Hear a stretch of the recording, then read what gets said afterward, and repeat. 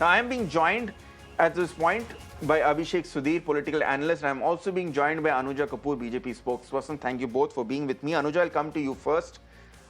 Thank you for coming and representing the party. I must give credit to the BJP for always turning up and taking media commitments seriously, irrespective of the verdict and not coming up with any reasons. Anuja Kapur, at the main core level, isn't the party disappointed? I'm sure this was not the score you were looking at till this morning.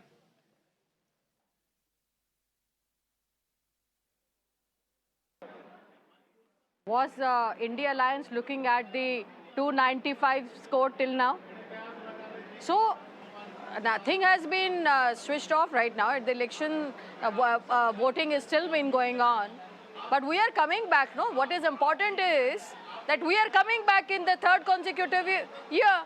And under Modi ji's the clear leadership. So what is important is, where is Modi ji? Modi ji is with NDA. And Bharat is standing strong. Ek Bharat, Sashakt Bharat, Viksit Bharat is with Modi ji. So Modi ka parivar is there with them. So what we are looking into is that how come now the EVM is so safe for them? The question which every BJP is asking, the all Karyakarta is asking to them, how come now you are standing where you stand at 232, EVM is okay. And now where we stand at 294, EVM is hacking. We could have also asked in West Bengal. We could have also asked in many places where West Bengal, Mamata Banerjee Anuja, see, I will concede that is a fair point. But Anuja ji, that's a fair point. But again, today at least, the answer to a question should not be another question. I'll come back to you, Anuja ji. We have got some more news coming in from your party. The trends have put the BJP in a huddle because we understand that Amit Shah has reached the residence of BJP President JP Nadda and a crucial meeting is being held here. We'll update our viewers and to what we understand is happening at that meeting. But before I go across to Abhishek, Anuja, to answer one statement you made that nothing has changed and Modi ji is back in power for the third time, I'll tell you one big difference. He is not in power by himself. He is dependent now on Nitish Kumar and Chandrababu Naidu. These are two leaders who have twice left the BJP and have left the BJP over Narendra Modi. Surely the party cannot be so comfortable anymore.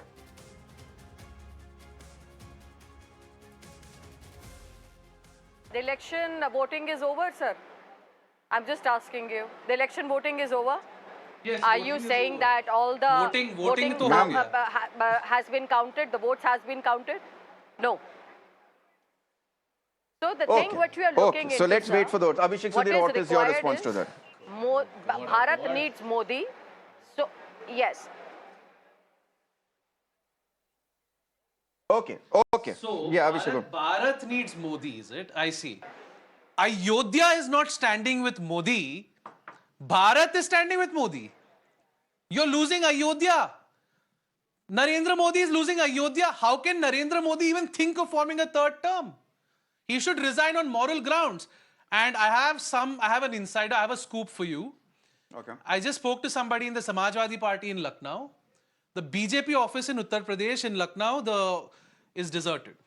The BJP office in Lucknow is deserted. So that's huge news. Nitish Kumar and Chandrababu Naidu are by no means firmly in the NDA. Discussions are ongoing with the India bloc. Let me just put in a caveat, Abhishek. That's not what our sources have told us. They are calling a meeting. Okay. Now, first of all, Amit Shah is going into a huddle with JP Nadda. You are calling an NDA meeting. Hey, Chandrababu and Nitish could very well turn up at that meeting. But please ask the BJP spokesperson, are you ready to make Nitish Kumar Deputy Prime Minister, Finance Minister? Will Chandrababu Naidu become Home Minister? Of course, he's going to be CM of Andhra Pradesh, but his nominee. And Nitish Kumar is Chief Minister of What Bihar. are you So, would you think Nitish Kumar? No. Tell me something. Tell me something. Nitish Kumar will be happy being Bihar Chief Minister. Okay. We'll make him Prime Minister. Okay. I think we are. At this point, I think थोड़ी हवाबाजी हो रही है. थोड़ी हवाबाजी हो रही है. Okay, You put it on एक your second, head. एक What are you second, giving एक to second. Nitish if I had Kumar? the Tell me, power, what I are would you- make what him are you Prime giving Minister. But it to Abhishek ji, Nitish Kumar? well, Because the fact is you what Arey, right tell now. me why are एक you second. losing Ayodhya?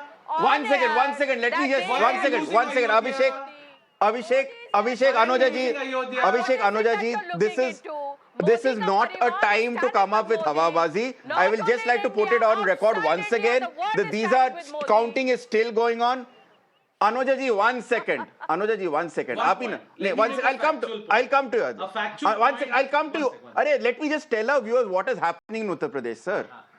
They deserve to know the facts on the ground. Then you can put your Tell spin them to the it. numbers in Ayodhya. Let's start with the state which has sent the maximum number of representatives, that is Uttar Pradesh. The fact is that there's a stellar resurgence of Akhilesh Yadav, Samajwadi Party and the Congress led by Rahul and Priyanka Gandhi in the Hindi heartland state.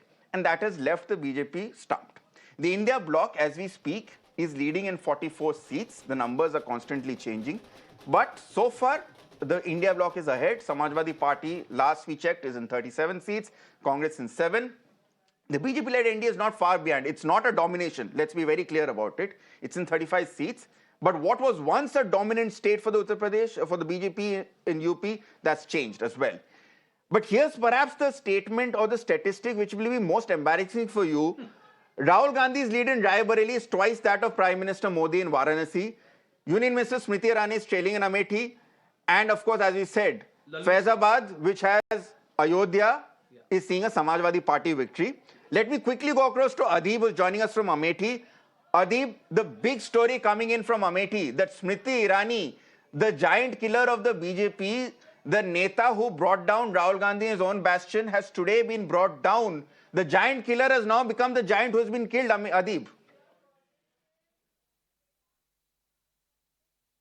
Well, definitely Kishori Lal Sharma, who was fielded by Congress Party in a last-minute decision, is now leading with a vote of around 1 lakh votes. Kishori Lal Sharma is leading from the seat of Amethi, while Rahul Gandhi is leading with a vote margin of 3 lakhs. Rahul Gandhi till now has got around 6 lakh votes. It's a large number of votes which Rahul Gandhi has got in Uttar Pradesh. Apart from these two seats, if we are talking about the entire Uttar Pradesh, Faizabad is another seat which is coming as a surprise for every party, including BJP and Samajwadi Party. Samajwadi Party is leading on Faizabad seat with a vote margin of 20,000. Though the Lallu Singh, who is the candidate of BJP, was maintaining a lead early in the morning, but now it's Avdesh Prasad who is maintaining the lead on the seat of Faizabad.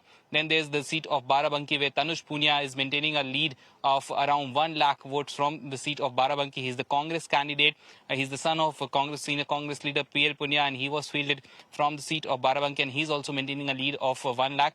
But the two most important seats of Uttar Pradesh which remain in this entire election is the seat of Amethi and Raebareli. And in Amethi, KL Sharma is leading with a margin of 1 lakh votes, and clearly it's the connection of Nehru Gandhi family with the people of Amethi and Raebareli which has worked over here.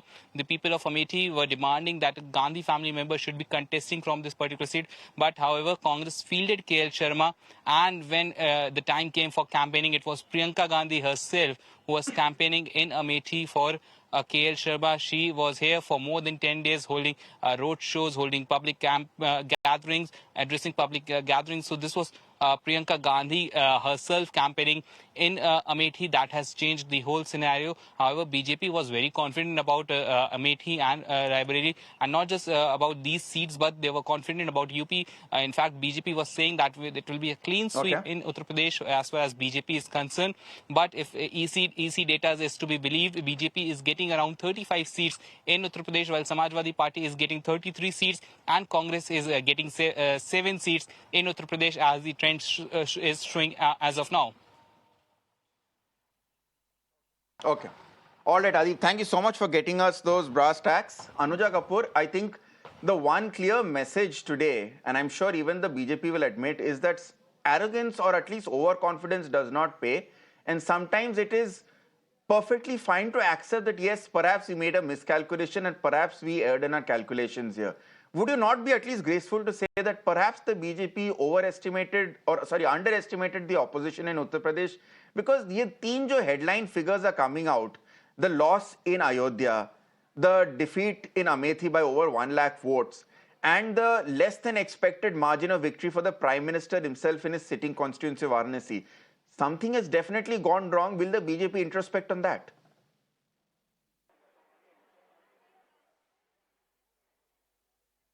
Sri Ram Mandir was in manifesto. We have never asked that when you make a Ram Mandir, then Ayodhya becomes yours. We never said that. Give me one clue on that we ever said that. We said that it is on our manifesto. We said, we did what is there in our Sankalp Patra. We said Article 370. So you were not expecting votes because of the Ram Mandir? We said Ram Mandir, we did it. When did we say that Ram Mandir if we'll make, then Ayodhya will become ours or not? It is the voters who vote. But Anuja, Ayodhya was already yours. Ayodhya was already yours. You had won. The party had swept that state in the last 2 seats. It was not, Anuja ji, Ayodhya was not some unsurmountable fortress that you had never dreamt of getting. It was already yours. And you lost it. And you've lost it. It is always there, it is there. But putting it through, I am still saying that you have to see around 5 o'clock, I'll come back, let's debate once again, and then we'll talk about it. Okay. So right now, just beating behind the bush would not create the situation around.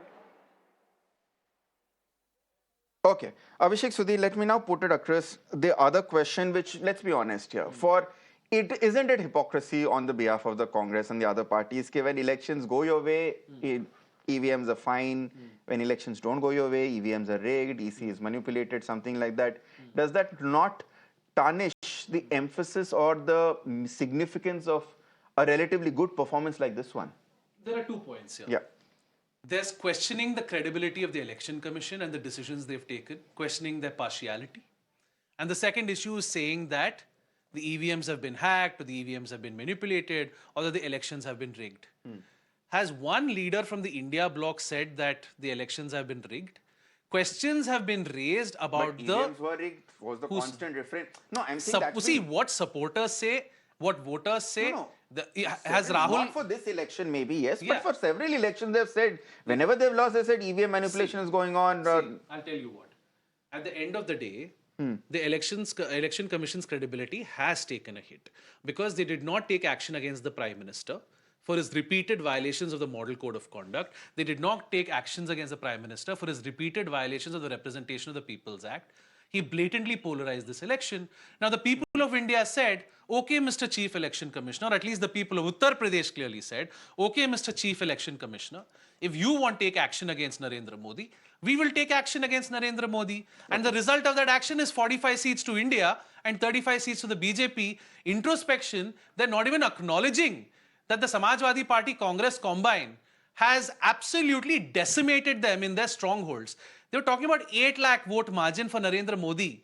He'll be lucky if it's 1 lakh. How can Narendra Modi become the Prime Minister if he has lost Ayodhya?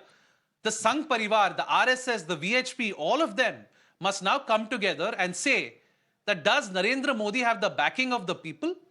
Or should someone like Nitin Gadkari take over as Prime Minister? That's a discussion that's being had. They do have the majority. And that's he a has discussion won. Being had. They have won a Lok Sabha. The BJP has the majority, sir. And Narendra Modi has won. It doesn't. So, at the end of the day, margin is not. Narendra Modi cannot take the credit for the victory and deflect the blame on someone else. On 26th of May, what did he do? Okay, one second. Let's focus on Anuja Kapur. Let's focus on the good news coming in. Anuja ji, let's focus on the good. You're talking about the Model Code of Conduct. Okay. So, ma'am, elections are over. Let's leave the campaigning aside. Let's focus again. What did Rahul Gandhi do on the Wynad day when he was on his election? What was he doing? Wasn't he going against the Model Code of Conduct? Okay. Let's focus on Odisha. Anuja Kapur, I'm sorry, I'll have to interrupt you. Let's focus on Odisha. That's a state where your party has done well. Sir, you are not making the government. A state that has seen Lok Sabha and Assembly elections. Don't talk about it. You are not making the government. You can please dance on your seats. Go and dance on your seats. Okay, now can I talk about the state where you are making the government, ma'am? And that is the reality. You go and have a cake from our side. Look at the Please arrogance. go. Look at the arrogance. 1 second. Look You at the cannot arrogance. just dance on the Our particular viewers seat. Keep will judge dancing. who's being Pick arrogant, up a just like our popcorn voters and have. keep dancing. 45 Anuja Kapur, I'm sorry, I'll have to overrule you at this point. I have to talk about Odisha. It has a state which has seen Lok Sabha and Assembly elections, and out of the 21 Lok Sabha seats in the state, the BJP is leading on 19 of them, with the BJP reduced to just 1 seat. The Congress is also leading on 1 seat. The BJD has also been, remember, was the single largest party in Odisha. It won 12 out of 20 seats and 20 seats out of in 2019 and 2014 Lok Sabha elections. The BJP had just won 8 and 1 going into this election. So that, of course, is the big story from Odisha at this point. And that is a state which, again, I say, if you remove the 19 MPs which BJP is getting from Odisha from the current figure of 295, you reach 276 for the NDA. And that puts into perspective how much the Odisha gamble was important to the BJP and how spectacularly it has worked.